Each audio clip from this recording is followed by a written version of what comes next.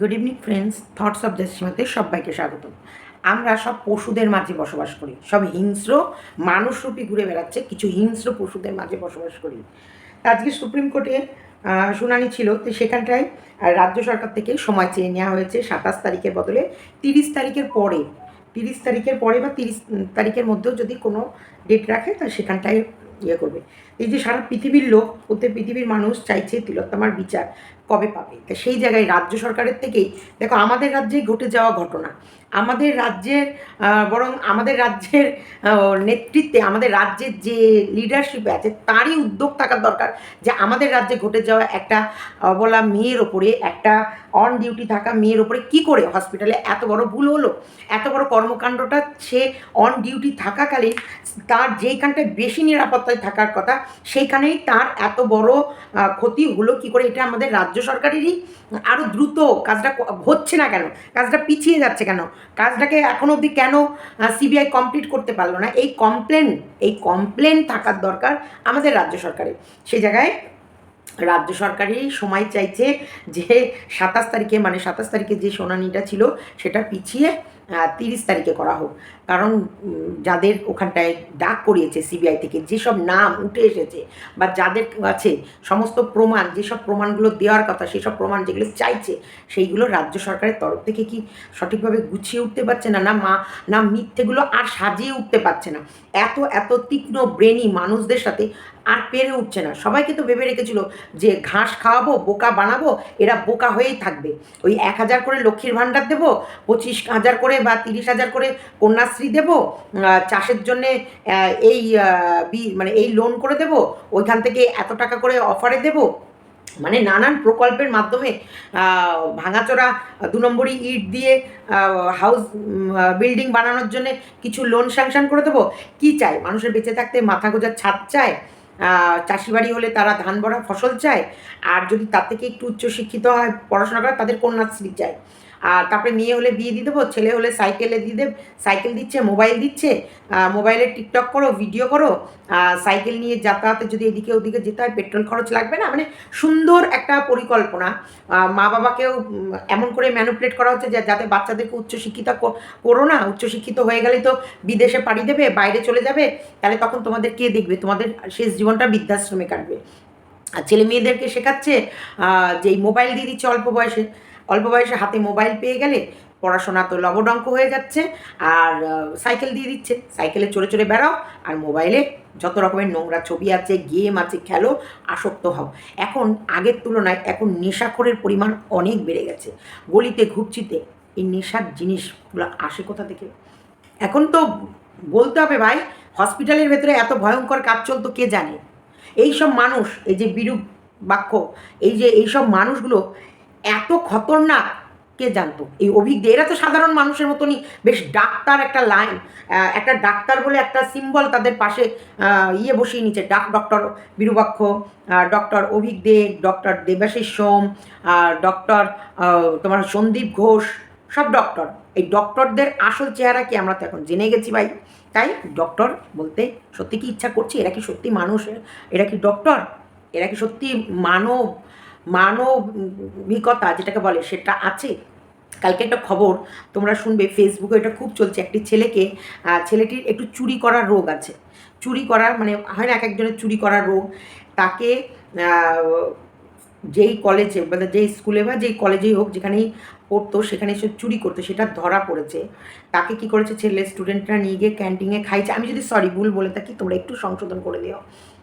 তাই সেখানে খাওয়া দাওয়া করিয়েছে, করার পর ছেলেটাকে এমন মার মেরেছে, ছেলেটাকে মেরেই ফেলেছে। তারপরে জানা গেছে যে ছেলেটা একটু ব্রেনের দিকেও মানসিক ভারসাম্যহীন, মানে কি ছেলেটি চুরি করা একটা নেশা বা অভ্যাস, এরকম ধরনের। আমি একটু খবরটা একটুখানি শুনেছি, ছেলেটিকে মেরে ফেলেছে, স্টুডেন্টরা মেরেই ফেলেছে। তো এইরকম এখন কি এরকম ঘটনা ঘটবে সব জায়গায়, যে মানে শুধু মানুষকে মেরে ফেলো, মানুষকে মেরে ফেললেই তবেই শান্তি? সবাইকে শুধু মেরে দাও, মেরে দিলে না থাকবে বাঁশ, না বাঁচবে বাঁশুরি। আমাদেরকেও মেরে দাও। যা এখন অবস্থা, এবার বন্যার জল ঢুকে এমনি মানুষ মরে যাবে। করোনাতে মরে গেল, ঝড়ে ক্ষয়ক্ষতি হয়ে গেল, মরে গেল। এখন বন্যায় আসছে, সঠিক ওষুধ পাবে না, কারণ ওষুধও তো এই আমাদের রাজ্য সরকার ওষুধও, মানে সরকারি হসপিটাল থেকে ওষুধও পাচার হয়ে যায়। ওষুধ পাচার হয়ে গিয়ে সেই ওষুধ, পুরনো ওষুধকে নতুন করে সিল প্যাক হয়, যেগুলোর রেজিস্ট্যান্স পাওয়ার আর থাকে না। আবার যেগুলো নতুন ওষুধ আসে সেগুলো বড় বড় দোকানে বিক্রি করে দেয়। টেন্ডার, মেডিসিন টেন্ডার যেগুলো বলে, সব চলছে, সব দিকে সব চলছে। শুধু টাকা পাবো না, শুধু সুবিধা পাবো না আমরা, সব সুবিধা ওরা নেবে, তা ওরাই বাঁচুক, আমরা সাধারণ মানুষ মরে যাই।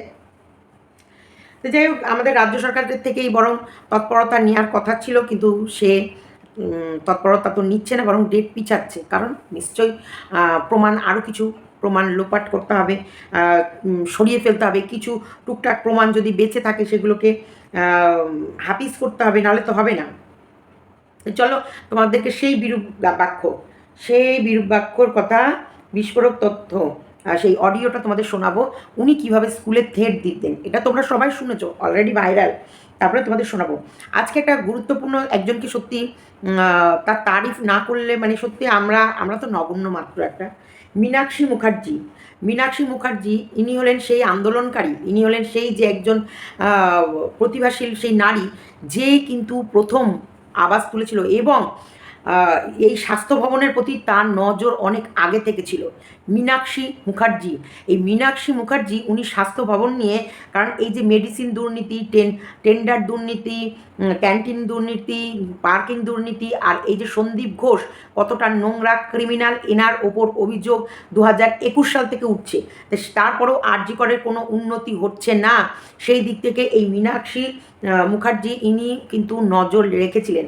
তো যখন এই মেয়েটি, আমাদের তিলোত্তমা, আমাদের ঘরের মেয়ে তিলোত্তমার যখন এরকম একটা কাণ্ড হয়, তখন কিন্তু এনারাই আওয়াজ তুলেছিল, এবং তিলোত্তমার মরদেহ আটকে দিয়েছিল, যে কোনো মতে যেতে দেব না যতক্ষণ না এটার সঠিক বিচার হচ্ছে। তারপর তৎপরতার সাথে যেটুকু তোমরা জানতে পারছো, যেটুকু আজকে আন্দোলন হচ্ছে, যেটুকু তোমরা শুনতে পাচ্ছ, এই আন্দোলনের আসল মুখ, যেখান থেকে চিৎকার, যেখান থেকে আওয়াজ উঠেছে, সেটা হচ্ছে এই মীনাক্ষী মুখার্জি।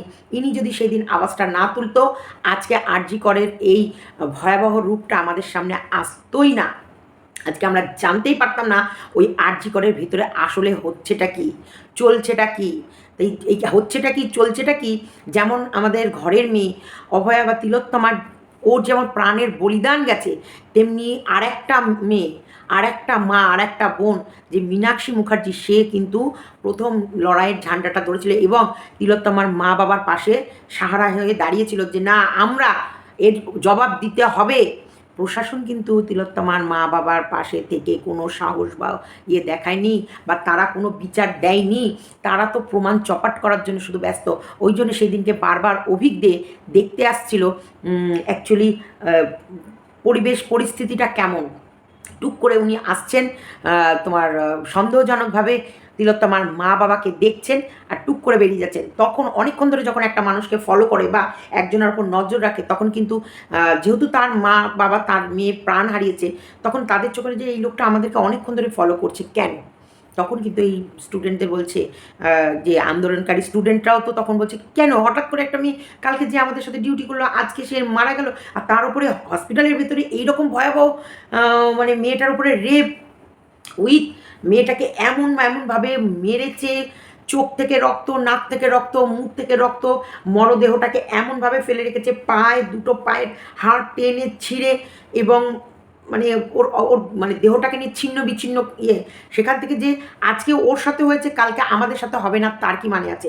আর এছাড়াও এর আগে এর ভেতরে অনেক কানাঘুষো একটা ভুসভুসা আগুন জ্বলে উঠেছিল, কারণ তিলোত্তমা অনেক কিছু জেনে ফেলেছিল। তিলোত্তমা কি জেনেছিল এবং কি সে জানতে চেয়েছিল সন্দীপ ঘোষের কাছে, কি জবাবদিহি করেছিল, এবং এই সন্দীপ ঘোষের এগেনস্টে তিলোত্তমা এবং আরও কটা স্টুডেন্ট মিলে অভিযোগ জানাবে বলে রেডি হয়ে গেছিল, এবং সেই কারণে তিলোত্তমার সঙ্গে সন্দীপ ঘোষের রীতিমতো তর্কাতর্কিও হয়েছে, কথোপকথনও হয়েছে, এগুলোও জানা যাচ্ছে। তো সেইখান থেকেই যে অনেক কিছু তিলোত্তমা জেনে গেছিলো, সেটা ওর কাছে ক্লোজ ফ্রেন্ডদের, ওদের মধ্যে যে জুনিয়র ডাক্তার মিলে তো আলোচনা হবে, সে আলোচনাটাও হয়ে গেছিলো। তখন ওরা চোখ খুলে গেছে, তো তার মানে ও আওয়াজ তুলেছিল বলে আজকে ওর মুখ বন্ধ করে দেওয়া হলো, কালকে আমাদেরও মুখ বন্ধ করে দেবে। সেই সময় মুখ খুলছিল না, চুপ ছিল, কিন্তু ধীরে ধীরে সব তো সেই সময় অনেক জুনিয়র ডাক্তার কিন্তু তিলোত্তমার মা বাবার পাশেও ছিল, তখন তাদেরকে বলছিল, দেখো তো উনি সন্দেহজনকভাবে আমাদের চারিপাশে ঘুরছে, অনেকক্ষণ ধরে দেখছি, লোকটা কে? তখন কিন্তু অভিক দে দৌড়ে পালিয়ে যায়। এই অভিক দের খুব কাছের লোক বিরূপাক্ষ, আর অভিক দে আর বিরূপাক্ষ হচ্ছে সন্দীপ ঘোষের খুব কাছের লোক, সন্দীপ ঘনিষ্ঠ। তাই সন্দীপ ঘনিষ্ঠ, সন্দীপের কল লিস্টে যত ঘনিষ্ঠরা থাকবে তাদের তো ডাক হবেই। তারপর এই বিরূপাক্ষের ওপরে এত বড় একটা এলিগেশন যে উনি থ্রেট দেয় তার প্রমাণও আছে, এবং থ্রেট দিয়ে স্টুডেন্টদের কাছে টাকা তোলে, পরীক্ষায় পাশ করতে হবে তো রেজিস্ট্রেশন ফিটা, রেজিস্ট্রেশনটা তো চাই। তাহলে কী করতে হবে, যা ওপেন টেট, দরকার পড়লে তোর কলেজের প্রিন্সিপালের কাছে গিয়ে আমার নামটা বলে আসিস। মানে থ্রেড র্যাকেট, মানে থ্রেডিং কীভাবে চলতো এগুলোকে বলে, মানে থ্রেড করা, ভয় দেখানো, মেরে ফেলার ধুমকি, তারপরে হচ্ছে মানে অর্থের কেলেঙ্কারি, তো মানে সবই তো অর্থের জন্যই সব অনর্থগুলো হচ্ছে। এই এত অনর্থ কিন্তু এই অর্থের জন্যই হচ্ছে। শেষ পর্যন্ত কি এই অর্থগুলো ভোগ করে যেতে পারছে কি? পারবে? এই তো ঢাকগুড়গুড় এলো, কত বছর পর, 2.5 বছর পর বোধহয় জেল থেকে ছাড়া পাচ্ছে। আছে এই চরাম চরাম ঢাকের বাড়ি সেই সময় যেমন মেরেছে, এখন কি শক্তি আছে চরাম চরাম আর ঢাকের বাড়ি মারার? এরকম কি লাভ? চলো তোমাদেরকে সেই রেকর্ডটা শোনাই। শুনতে পাচ্ছিস? শুনতে পাচ্ছি। ডাক্তার কবে হবি? মানে মানে তুই পাস করে করবি? ইন্টার্নশিপ করে তো ইন্টার্নশিপ কমপ্লিট হবে মে মাসে। মে মাসে? তার যদি সার্টিফিকেটটা না পাস তাহলে কি হবে? কেন বলবি তো? 10,000 করে ইনকাম। হ্যাঁ বলো। শুনতে পাচ্ছিস? শুনতে পাচ্ছি। ডাক্তার কবে হবি? মানে মানে তুই পাস করে করবি? ইন্টার্নশিপ করে তো ইন্টার্নশিপ কমপ্লিট হবে মে মাসে। মে মাসে? তার যদি সার্টিফিকেটটা না পাস তাহলে কি হবে? কেন বলবি তো? 10,000 করে ইনকাম ছিল। কেন নিজের কথা বলছিল চন্দ্রমণি ঝাল নাম কেন দিস? ওটা আপনি দিয়েছিলাম। এটা তো করে কি গেছে? ওটা আপনি দিয়ে গেল। আমি তো কিছু করিনি দাদা। কেন কি হয়েছে? ওটা তুই কিছু করিস, বিয়েতে করিস। আমার নাম বিভক্ত বিশ্বাস, না শুনেছিস? শুনিস? ভয় দেখাচ্ছে এই ছেলেটিকে, যেমন যেদিন সবাই পানির উপর ইনভলভ, রণবীর সরকারকে। হ্যাঁ বিয়েতে করতে পারিস কি করিস না করিস আমার ভূমিকা মাথায় নেই। ঠিক আছে, ভালো করে যা পাওয়ার পর কিন্তু কলেজে বেড়ে পর 1 নম্বর। তুই যদি না কথা না শুনিস, আমি 2বার ফোন করবো না, কাউকে 2বার ফোন করি না। তো আমি কে সেটা প্রিন্সিপাল গিয়ে জিজ্ঞেস করি নিবি। প্রিন্সিপাল আছে, দিন আছে, আর কে কে আছো? আমি কে তোর প্রিন্সিপালকে গিয়ে জিজ্ঞেস করে নিবি? তার মানে দেখো ও রয়েছে কোথায়, ও থ্রেট দিচ্ছে কোথায়। বিয়েতে করিস নিয়েছিলাম। ডাক্তার কবে হবি? মানে মানে তো পাস করে করবি। ইন্টার্নশিপ কবে কমপ্লিট করবি? মে মাসে। তার যদি সার্টিফিকেটটা না পাস তাহলে কি হবে? কেন বলবি তো? 10,000 করে ইনকাম ছিল। কেন নিজের কথা বলছিল চন্দ্রমণি ঝাল নাম কেন দিস? ওটা আপনি দিয়েছিলাম। এটা তো করে কি গেছে? ওটা আপনি দিয়ে গেল। আমি তো কিছু করিনি দাদা। কেন কি হয়েছে? তুই কিছু করিস, বিয়েতে করিস। আমার নাম বিভক্ত বিশ্বাস, না শুনেছিস? শুনিস? শুনবি সঙ্গে সঙ্গে যেমন যেদিন দুটো সবাই পানির উপর ইনভলভ করতে সেদিন শুনবি, সেটা অন্য কথা। হ্যাঁ বিয়েতে করতে পারিস কি করিস না করিস আমার ভূমিকা মাথায় নেই। ঠিক আছে, ভালো করে যা পাওয়ার পর কিন্তু কলেজে বেড়ে পর 1 নম্বর।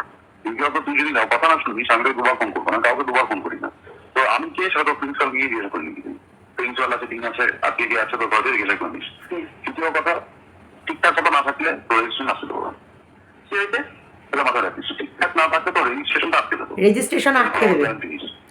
1 বছর কোর্টে ঘুরবি, চাষ সব চাষ এসব আমি যাস না কোনটা, রেজিস্ট্রেশনটা আটকে দেবো, এরকম আমার গ্যারান্টি।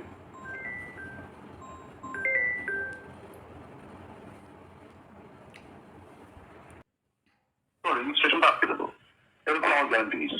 ঠিক আছে, 1 বছর করে করবি। চাষ এসব আমি যাস না কোনটা। আর আমার নামে যদি কমপ্লেন করতে হয়, নামটা লিখে নে, ডক্টর বিরূপাক্ষ বিশ্বাস। আবারও বললাম তোকে আমি, ঠিক আছে? হ্যাঁ মেন বয়স 10 থেকে দূরে দেবো আমি। 500-600 ছেলেকে নিয়ে গিয়ে সব এমবিবিএস পড়ে, তাই ছেলে ঢোকাবো না। তুমি মজা দিতে কেন বলছিস এগুলো? মেন বয়স 10 থেকে দূরে দেবো আমি। 500-600 ছেলেকে নিয়ে গিয়ে সব এমবিবিএস পড়ে, তাই ছেলে ঢোকাবো না। তুমি মজা দিতে কেন বলছিস এগুলো? সব এমবিবিএস পড়ে। যদি আমার নামে কমপ্লেন ঠুকতে চাস ঠুকতে পারিস। মানে কতটা কনফিডেন্স থাকলে বা কতটা ওপর মহলের মানুষদের সাথে হাত থাকলে তবে এটা বলতে পারি কমপ্লেন ঠুকতে চাইলে ঠুকতে পারিস। কারণ জানে যে যাই কমপ্লেন করুক না কেন, সেই কমপ্লেনের আসল যে কমপ্লেন করুক, যার নামে কমপ্লেন করুক, সেই স্বাস্থ্য সচিব তো সেই কমপ্লেন একসেপ্ট করবে না, বরং সেই কমপ্লেনের অরিজিনাল কপি সন্দীপ ঘোষের চেম্বারে পাঠিয়ে দেবে। আর সন্দীপ ঘনিষ্ঠই সব এরা, যার নামে কমপ্লেন টুকুক, যেখান থেকেই কমপ্লেন আসুক, সব কমপ্লেন চলে আসবে যার নামে লিখছে তার কাছে। কারণ সবাই সন্দীপ ঘনিষ্ঠ, সবাই সন্দীপের কাছের মানুষ, তাই সন্দীপের সাথে প্রত্যেকটা মানুষের ওঠা বসা। সন্দীপ যা বলবে, যার কাঁধে হাত রেখেছে, যার পাশে রয়েছে, যেখানে যার ছাত্রছায়া হবে, তার কাছেই সন্দীপ প্রিয়।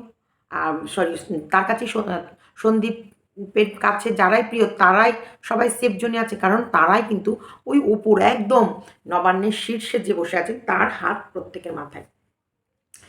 এই যে এইভাবে আজকে ওষুধ কেলেঙ্কারি, আজকে কেন অভয়ার প্রাণটা দিতে হয়েছে?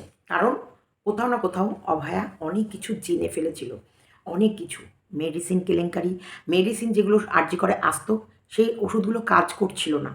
কারণ কোনো রুগী যদি হসপিটালে ভর্তি হয়, কোনো মানে মেডিসিন তার উপর যদি প্রয়োগ করা হয়, সেই মেডিসিনের কিছু তো রিপোর্ট বেরোবে, ভালো হোক মন্দ হোক, সেই ওষুধটার রেসপন্স করছে কিনা পেশেন্ট, বা সেই ওষুধটার দ্বারা পেশেন্ট রিকভারি পাচ্ছে কিনা। এখন এমন একটা মেডিসিন বেরিয়েছে, যদিও আমি এই মেডিসিনটা এখানকার কথা বলছি না, আমি ইয়েতেও দেখেছি, সেই মেডিসিনটা নাকি টেস্ট করে, যদি তোমার গা জ্বালা করে, চুলকায়, তাহলে তখন সেই ইঞ্জেকশানটা বা সেই সেলাই, সেই ইঞ্জেকশানটা তাকে পুশ করা হয় না। কিন্তু এক ধরনের একটা ইঞ্জেকশান প্রত্যেকটা হসপিটালে ভর্তি হলেই তোমরা দেখবে সেটা দেয়, সেটা দেখে দেওয়ার পর যে এই ওষুধটার অ্যাকশান তুমি কতটা নিতে পারছো। কারণ আমি বললাম রিসেন্ট মানে একদম মারাত্মক লেভেলে অসুস্থ হয়েছিল আমার বাড়ির হচ্ছে গার্জেন, সে যখন প্রচণ্ড পরিমাণে অসুস্থ হয়েছিল, আর এবং এই 2023-এই 2023 থেকেই 2024, এখন তো 2024 সালে চলছে মানে 2023-এর থেকে শুরু হয়েছিল 2024 সাল অবধি যে আমি কি দেখলাম আর কি দেখলাম না বিগত টানা 1 বছর ধরে, সেটা তোমরাও কিন্তু আমার সাথে দেখেছো আমার ভিডিওর মাধ্যমে, যারা আমাকে পুরনো চেনো, জাস্ট সীমার মাধ্যমে যারা চেনো তারা দেখেছো। প্রচণ্ড মানে হসপিটালে এমন অবস্থা যে কিছু নেই, সুযোগ সুবিধা বলতে, ভালো ট্রিটমেন্ট বলতে কিচ্ছু নেই। তোমার হসপিটালে রাখাও যা, বাড়িতে রাখাও তাই। হসপিটালে বরং ওই কিছু মানে এ টেবিল ও টেবিল সে টেবিল ঘুরে বেড়ানো, আর হুটোপাটা করে ওষুধ নিয়ে যাও, নিয়ে আসো, সেলাইন দাও, ইঞ্জেকশন দাও, সব কিনা সিরিঞ্জ, ইঞ্জেকশনের সিরিঞ্জ অবধি কিনে দিতে হয় হসপিটালে। এখন 5খানা করে সিরিঞ্জ কিনে দিতে হবে, ওনারা 5টা তোমাকে দেবে, মানে এমার্জেন্সিতে ধরো তোমাকে যে কটা ইঞ্জেকশনের সিরিঞ্জ ব্যবহার করছে সে কটা সিরিঞ্জ তোমাকে কিন্তু কিনে দিয়ে আসতে হবে, এমার্জেন্সিতে ওরা দেবে, আবার তুমি কিনে ওনাকে ফেরত দিয়ে দেবে, সেটা আবার অন্যের কাছে, মানে তোমাদের সিরিঞ্জই তোমরাই কিনে তোমাদেরটা থেকেই ট্রিটমেন্ট হচ্ছে। ওদের যে হসপিটাল থেকে যে আমরা সিরিঞ্জগুলো পাই, বা হসপিটাল থেকে যে ইঞ্জেকশনের যে সিরিঞ্জগুলো দেয়, সেগুলো বিক্রি হয়ে যাচ্ছে বাইরে চড়া দামে, সব বাইরে বিক্রি হয়ে যাচ্ছে। আমরা যেটা ফ্রি পাই সেটা আমরা কিনে দিই, আমরা যা যা ফ্রিতে পাবো সব আমাদের এখন কিনে দিতে হবে। কারণ এই যে ফ্রির জিনিসগুলো, ফ্রির ধনগুলো কোথায় যাচ্ছে? সরকাররাই ভাগ বাটোয়ারা করে নিচ্ছে। তোমার বিপ্লব সিংহর নাম নিশ্চয়ই শুনেছ, সে হচ্ছে মেডিসিন কেলেঙ্কারির ভিতরে জড়িত এবং সন্দীপ ঘনিষ্ঠ। তাই সেখানটাই কোথাও না কোথাও তিলোত্তমা জেনে গেছিল যে এই মেডিসিনগুলোর সাথে 2 নম্বরই হচ্ছিল। সেই কমপ্লেনটাই নিজের হাতে লিখিত করে এবং সন্দীপ ঘোষের সঙ্গে ডাইরেক্ট কথা বলতে গেছিল।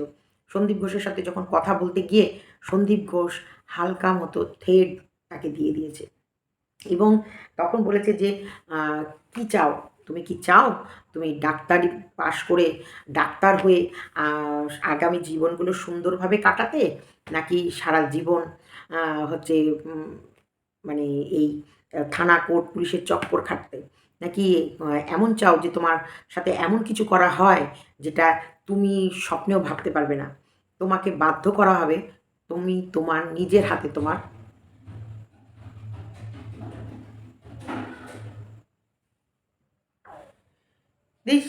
সেখান থেকে অনেক অনেক কিছুই জানতে পারছি, অনেক কিছু শুনতে পাচ্ছি। তা আমরা এর সঙ্গে অদ্রিজা বোনেরও কিছু বক্তব্য শুনলাম, যেটা আমি অবশ্যই আমার ভিডিও শেষে দিয়ে দিচ্ছি। সত্যি আমাদের জানা শোনার অনেক বাকি আছে। আর ওর বক্তব্যটা কেন দিচ্ছি, যেহেতু সঙ্গে অদ্রিজাও ইন্টার্নশিপ করেছে, ও জানে কিছু মেডিকেল ব্যাপারটা যেটা তোমাদের সাথে শেয়ার করেছে সেটাই আমিও তোমাদের সাথে শেয়ার করলাম। মানে যত বলবো তত কম। তারপরে যেখান থেকে আমাদের রাজ্য সরকারের তরফ থেকে যে আমাদের আরও হাতে হাত মিলিয়ে এই কেন আমাদের রাজ্যের মেয়ের ওপরে কেন এত বড় ভয়ঙ্কর ঘটনা ঘটলো সেই বিচার তো তিনি দিচ্ছেন না, উইথ যারা করেছে তাদেরকে ঢাকতে তিনি ব্যস্ত। আমরা কোথায় যাব, কোথায় গিয়ে বিচার চাইব? বিচারপতিও বিচার দেওয়ার জন্য বসে আছে। সে বলছে আসো, সমস্ত প্রমাণ নিয়ে আসো, আমরা বিচার দিতে চাই। কেন এরকম হলো? কেন তোমার তথ্য লোপাট করা হলো? কেন হসপিটালটার ভেতরে এত দিন ধরে এত ভয়ঙ্কর একটা কাজ র্যাকেট চলতো, তোমরা কেন ইয়ে করনি? কেন তোমরা সজাগ হওনি? কেন তোমরা সব দিকটা এইভাবে ফেলে রেখেছিলে কেন? শোনো, একটা তোমাদেরকে বক্তব্য শোনাবো। থাকাকালীন অনিয়মের অভিযোগ এই সন্দীপের বিরুদ্ধে সূত্রে খবর তদন্ত কমিটি গঠন হলো। একটা বৈঠক পর্যন্ত সেই তদন্ত কমিটি করেনি। আবার বলছি, সন্দীপের বিরুদ্ধে সন্দীপ যখন ন্যাশনাল মেডিকেল এমএসডিপি তখনই তার বিরুদ্ধে মুড়িমুড়কির মতন অভিযোগ উঠেছে। স্বাস্থ্য ভবন তদন্ত কমিটি গঠন করেছিল, কিন্তু তদন্ত কমিটি গঠন হয়েছে নামেই। তদন্ত কমিটি কিন্তু এখনো পর্যন্ত একটাও বৈঠক করেনি। বুঝতেই পারছেন কতটা প্রভাবশালী এই সন্দীপ ঘোষ। আর এখানেই প্রশ্ন উঠছে, সন্দীপের মাথায় কার হাত ছিল? সৌরভ রয়েছেন আমাদের সঙ্গে। আমাদের চারবার, মানে চারটে ওর জন্যে তদন্ত করার জন্যে সংগঠন বসেছিল, চারটে। ওর মানে 21 সাল থেকে 24 সাল অবধি এত অভিযোগ জমা পড়েছে ওর নামে। অর্থ দুর্নীতি, মেডিসিন দুর্নীতি, লাশ দুর্নীতি এবং মানে সেক্স দুর্নীতি, মানে লাশের ওপরে র্যাকেট চলতো, নোংরা, মানে একেবারে টেন্ডার দুর্নীতি, ক্যাফে দুর্নীতি, পার্কিং দুর্নীতি, তোমার হচ্ছে সুপার মানে হসপিটালের যত ইয়ে ছিল, স্টাফ ছিল, নার্স বলো, জুনিয়র ডাক্তার বলো, তাদের উপরে যেসব চাপ দেওয়া হতো বা ওদের উপর প্রেশারাইজড করে যেসব টাকা পয়সা নেওয়ার ইয়ে দুর্নীতি, তারপরে ওই সাংস্কৃতিক অনুষ্ঠান করার নাম করেও টাকা তুলতো, সেই অর্থ দুর্নীতি, মানে শুধু পয়সা পয়সা পয়সা পয়সা পয়সা। সেইগুলোর কমপ্লেন জমা দিয়েও কোনো কাজ হয়নি। মানে বিরুদ্ধে তুমি তোমার ভাবনাতে কটা কমিটি গঠনের কথা মাথায় আসতে পারে? একটা, দুটো? সন্দীপ ঘোষের বিরুদ্ধে 2021 সালের জুলাই থেকে 2022 সালের সেপ্টেম্বরের মধ্যে চারটে তদন্ত কমিটি গঠন হয়েছিল। চারটে তদন্ত কমিটি। প্রথম তদন্ত কমিটি এনআরএস এর প্রিন্সিপাল শৈবাল মুখোপাধ্যায়, তিনি ছিলেন। সেখানে ডক্টর রঘুনাথ মিশ্র ছিলেন, পরবর্তী সুমন ভট্টাচার্য ছিলেন। শৈবাল মুখোপাধ্যায় স্পষ্টই জানতে চান স্বাস্থ্য ভবনের সেই সময় তৎকালীন ডিএমই দেবাশিস ভট্টাচার্য, যে তার কাছে যে এই তদন্ত কমিটি কেন গঠন করা হলো, তার বিরুদ্ধে কি অভিযোগ ছিল? অভিযোগ ছিল যে তিনি সরকারি স্বাস্থ্য ভবনকে না জানিয়ে বিদেশে গিয়েছেন, টেন্ডারদের কাছ থেকে টাকা নিচ্ছেন, কাটমানি খাচ্ছেন। আর তৃতীয় যে বিষয়টা ছিল সেটা হচ্ছে যে নন প্র্যাকটিসিং পোস্টের থেকেও তিনি চুটিয়ে প্র্যাকটিস করে বেড়াচ্ছেন। কিভাবে সম্ভব? মানে উনি নন প্র্যাকটিসের মানে থাকা সত্ত্বেও উনি চুটিয়ে সব জায়গায় গিয়ে প্র্যাকটিস করে বেড়াতেন। মানে কত বড় মাথা, ওর মাথার হাত ওর মাথার উপরে ছিল। চান তিনি জানতে পারেন যে এই যে তদন্ত কমিটি, সেই তদন্ত কমিটি থেকে খুব একটা বেশি হওয়ার কিছু নয়, সেই জন্য তিনি অন্য কারণ দেখিয়ে সেই তদন্ত কমিটি থেকে সরে দাঁড়ান। রঘুনাথ মিশ্র তদন্ত কমিটির মাথায় হন, তার নিচস্থানে দুজনকে রাখা হয়। সেই দুজন কর্মচারী জানান তারাও এই তদন্ত কমিটির পার্ট হতে চান না, তারাও সরে যান। পরবর্তী ক্ষেত্রে অ্যাডিশনাল ডিএমই পোস্টে একজন ছিলেন, তাকে মাথায় করে রেখে একটা তদন্ত কমিটি হয় এবং সেখানেও রঘুনাথ মিশ্র ছিলেন। সেই কমিটিও ফাংশনাল হয়নি। এরপর এখন যিনি ভারপ্রাপ্ত ডিএমই অনিরুদ্ধ নিয়োগী, কলকাতা মেডিকেল কলেজের প্রিন্সিপাল এখন ইন্দ্রনীল বিশ্বাস, এবং রঘুনাথ মিশ্র যিনি এখন রিটায়ার অবসর নিয়েছেন, তিনি ছিলেন। এবং তারা মিলে যে কমিটি গঠন করে, স্বাস্থ্য ভবন তাদের কাছে কোনো নথি পেশি করতে পারেনি যার ভিত্তিতে সন্দীপ ঘোষের বিরুদ্ধে ব্যবস্থা নেওয়া সম্ভব। বেনামি চিঠি ধরিয়ে বলা হয়েছিল তদন্ত করুন, তার যে ফলভাত একটা মানে তদন্তকারী গঠন হচ্ছে, যে সংগঠন হচ্ছে, সেখানে যেসব মানুষগুলো আসছে তারা ঢুকেই বুঝতে পারছে এই তদন্তের কিছু হবে না। কারণ যেখানটায় আসল জায়গা সেখানেই সব মেরে রেখেছে। তো কী করতো, যখন তদন্ত মানে গঠন হতো তখন বেনামি একটা চিঠি দিয়ে বলতো তদন্ত করো।